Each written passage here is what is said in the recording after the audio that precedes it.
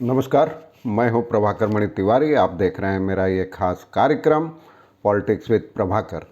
आज बात करूंगा यूक्रेन में मेडिकल और इंजीनियरिंग की पढ़ाई करने वाले उन करीब 400 छात्रों की जो पश्चिम बंगाल लौटे किसी तरह जान हथेली पे लेके, और युद्ध शुरू होने के बाद कई दिनों बाद, करीब 2 हफ्ते बाद, कई किस्तों में लौटे, अलग अलग जत्थों में लौटे, अलग अलग ग्रुप में लौटे। लेकिन वहाँ युद्ध की विभीषिका झेलने के बाद कई कई दिन बिना कुछ खाए पिए, जान हथेली पर लेकर सीमा तक पहुँचने पर, उसके बावजूद वह युद्ध उनका हौसला नहीं तोड़ सकी है। और माफ़ कीजिएगा, युद्ध उनका हौसला नहीं तोड़ सका है और वे अब दोबारा परिस्थिति सामान्य होते ही अपनी अधूरी पढ़ाई को पूरी करने के लिए यूक्रेन जाने को तैयार हैं। इस बीच बीते सोमवार से उनकी ऑनलाइन कक्षाएं शुरू हो गई है, तो ज़्यादातर छात्रों की तो उनको कुछ राहत मिली है। दूसरी ओर पश्चिम बंगाल के मुख्यमंत्री ममता बनर्जी ने इन तमाम छात्रों के लिए एक बड़ा ऐलान किया है। उन्होंने कहा है कि मेडिकल काउंसिल अगर अनुमति दे तो यह बच्चे राज्य के मेडिकल कॉलेजों में, निजी मेडिकल कॉलेजों में सरकारी फीस के हिसाब से ही अपनी बची पढ़ाई पूरी कर सकते हैं। ममता ने इस मुद्दे पर प्रधानमंत्री नरेंद्र मोदी को भी एक पत्र लिखा है। इससे इन छात्रों का उत्साह निश्चित तौर पर बढ़ा है, उनके अभिभावकों का उत्साह बढ़ा है। और आपको बता दूं, पश्चिम बंगाल के करीब 400 छात्र वहां पढ़ते हैं यूक्रेन के विभिन्न विश्वविद्यालयों में, और वो तमाम लोग अब वापस आ चुके हैं। ममता बनर्जी ने खुद उन छात्रों से मुलाकात की है कोलकाता में। उसके बाद उन्होंने ऐलान किया और कहा कि सरकार उनकी पढ़ाई का खर्च भी उठाएगी। आज विस्तार से चर्चा करूंगा इसी की। आखिर तक देखिए, जचे तो चैनल को सब्सक्राइब करें, मित्रों परिजनों के साथ शेयर करें और घंटी का निशान भी दबा दें।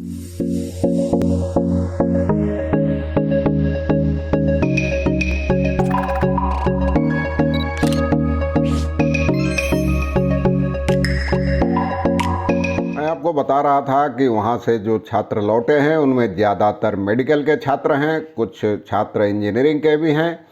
अब उन छात्रों का हौसला अभी भी जस का तस है। उनका कहना है कि युद्ध खत्म होते ही, परिस्थिति जो ही सामान्य होती है, वे अपनी पढ़ाई पूरी करने के लिए दोबारा वहाँ लौटने को तैयार हैं। पश्चिम बंगाल की एक छात्रा जो टर्नोपिल नेशनल मेडिकल इंस्टीट्यूट में पढ़ती है, पर्णश्री दास, उसका कहना था कि हम वहाँ 2 साल बिता चुके हैं और अधूरी पढ़ाई लेकर यहाँ नए सिरे से क्या होगा, अनिश्चितता है, कुछ होगा या नहीं। इसलिए हालात सामान्य होते ही हम वहाँ जाना चाहते हैं।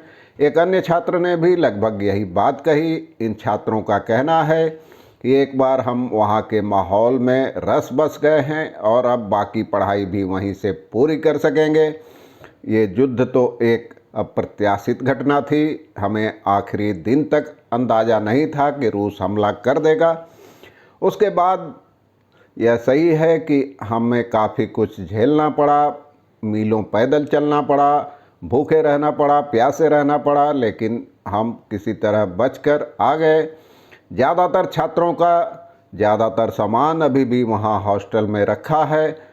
वो महज कुछ ज़रूरी कागजात ही अपने साथ लेकर आए हैं। तो कुछ दिनों की अनिश्चितता के बाद अब बीते सोमवार से उनकी ऑनलाइन कक्षाएं भी शुरू हो गई है, जहां तमाम छात्रों ने युद्ध शुरू होने के बाद करीब पहली बार एक दूसरे को देखा, ऑनलाइन ही सही, और इससे उनका उत्साह बढ़ा है। उनके प्रोफेसर पढ़ा रहे हैं। सेवड़ाफुली के कृष्ण आशीष घोष जो डिनोपोरो स्टेट मेडिकल यूनिवर्सिटी के छात्र थे, उनका कहना है कि यह एक भावुक करने वाला क्षण था जब पहली बार ऑनलाइन कक्षा में तमाम सहपाठी और प्रोफेसरों से मुलाकात हुई। हमारे शिक्षक का कहना था कि हम सुरक्षित हैं, इससे उनको खुशी हुई है यह जानकर। लेकिन वो एक सुरक्षित जगह से, अंडरग्राउंड लोकेशन से यह क्लास ले रहे हैं और इंटरनेट की दिक्कत के कारण क्लास में दिक्कत हो सकती है।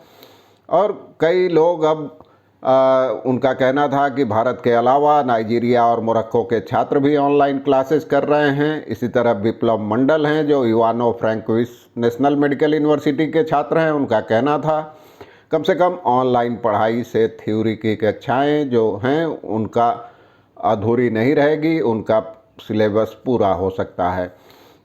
और इन तमाम छात्रों का एक स्वर में कहना है कि हम दोबारा ज़रूर लौटेंगे यूक्रेन। भारत सरकार या कौन क्या करता है ये अभी कुछ तय नहीं है, और अगर यहाँ हमारी आगे की पढ़ाई की व्यवस्था नहीं हो सकी तो हम अपना करियर दांव पर नहीं लगाएंगे और वहाँ लौटेंगे युद्ध खत्म होते ही। तो ऑनलाइन कक्षाएं शुरू होने से छात्रों और उसके अभिभावकों ने राहत की सांस जरूर ली है। काफ़ी राहत हुई है उनको कि कम से कम महीने भर बाद ही सही करीब, लेकिन पढ़ाई दोबारा शुरू हो गई है। वैसे तो युद्ध शुरू होने के बाद से ही उनको जान बचाने के लिए हॉस्टल छोड़कर अंडरग्राउंड बंकरों में रहना पड़ रहा था। इस बीच पश्चिम बंगाल की मुख्यमंत्री ममता बनर्जी ने यूक्रेन से लौटे तमाम छात्रों के लिए बंगाल के मेडिकल और इंजीनियरिंग कॉलेजों में पढ़ाई की व्यवस्था करने का ऐलान किया है और इन छात्रों को फीस में भी रियायत देने की बात कही है। उन्होंने इसी हफ्ते कोलकाता के नेताजी इंडोर स्टेडियम में ऐसे छात्रों से मुलाकात की, उनकी समस्याएं सुनी और कहा कि वे इस बारे में मेडिकल काउंसिल ऑफ इंडिया को पत्र लिखेंगी ताकि इन छात्रों के पढ़ने की व्यवस्था पश्चिम बंगाल में ही की जाए। साथ ही मेडिकल सीटों को बढ़ाने की भी अपील की जाएगी और बंगाल के अधिकारी खुद दिल्ली जाकर मेडिकल आयोग से चिकित्सा आयोग के अधिकारियों से मुलाकात करेंगे और इस बाबत बताएंगे। ममता का कहना था कि यह एक आपातकालीन युद्धकालीन व्यवस्था है, इससे मौजूदा व्यवस्था प्रभावित नहीं होगी और ममता ने उम्मीद जताई कि अगर बंगाल सरकार ऐसी सुविधा दे रही है तो बाकी राज्य भी निश्चित तौर से ऐसी सुविधा देंगे। ममता ने कहा कि अगर राष्ट्रीय स्तर पर इसकी अनुमति नहीं मिली तो वे इन छात्रों के साथ दिल्ली जाएंगी। इसके साथ ही उन्होंने अभी प्रधानमंत्री नरेंद्र मोदी को भी एक पत्र भेजा है और पूरे मामले पर सहानुभूतिपूर्ण तरीके से विचार करने की अपील की है। मुख्यमंत्री का कहना था कि अगर मेडिकल काउंसिल ने अनुमति दे दी तो इन तमाम छात्रों को राज्य के निजी मेडिकल कॉलेजों में पढ़ने की अनुमति दी जाएगी। इन तमाम निजी मेडिकल कॉलेजों में राज्य सरकार के कोटे की 1/3 सीटें आरक्षित हैं। वहाँ इन छात्रों को सरकारी फीस के हिसाब से ही पढ़ाई का मौका दिया जाएगा। छात्रों को कोई पैसा नहीं देना होगा, आधी फीस का भुगतान सरकार करेगी जबकि आधी रकम राज्य वो निजी कॉलेज देंगे कॉरपोरेट जिम्मेदारी के तहत। मुख्यमंत्री ने कहा कि सरकार ने मानवीयता के आधार पर यह फैसला लिया है और प्रधानमंत्री को भी पत्र भेजा है। उम्मीद है कि ऐसा हो जाएगा। उनका कहना था कि इंजीनियरिंग के मामले में कोई दिक्कत नहीं है, सरकार ऐसी व्यवस्था करेगी ताकि कम पैसों में ही ऐसे छात्र अपनी पढ़ाई पूरी कर सकें और मेडिकल के अंतिम वर्ष में पढ़ने वाले छात्रों को सरकारी मेडिकल कॉलेजों में इंटर्नशिप की सुविधा दी जाएगी, उनकी काउंसलिंग कराई जाएगी और चौथे और पाँचवें वर्ष के छात्रों के अनुमति के लिए भी मेडिकल काउंसिल से अनुरोध किया जाएगा। तो ये सब बातें चल रही है, इससे छात्रों का मनोबल तो बढ़ा ही है। ममता का कहना था कि छात्रों ने यूक्रेन जाकर पढ़ने के लिए मोटी रकम खर्च की है, इसलिए अब उन परिवारों पर बोझ नहीं डालना चाहती।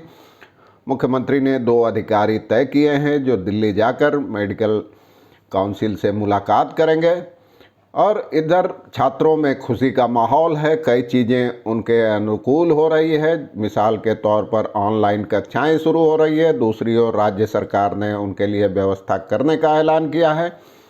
लेकिन सबसे मार्के की बात यह है कि तमाम दिक्कतें झेलने वाले इन छात्रों का हौसला जरा भी कम नहीं हुआ है। इसकी तो दाद देनी पड़ेगी, क्योंकि आपने वैसी तस्वीरें देखी होंगी छात्रों के साथ दुर्व्यवहार की, उनके बंकर के वीडियोज़, उनके पैदल पोलैंड और मोल्डोवा और हंगरी सीमा तक पहुंचने में क्या दिक्कतें झेलनी पड़ी, ये तमाम हजारों वीडियोज़ सोशल मीडिया पर आपने देखे होंगे। तो ये एक राहत की खबर है। उनका मनोबल जस का तस है, वो लौटना चाहते हैं। दूसरी ओर सरकार भी अपनी ओर से कोशिश कर रही है।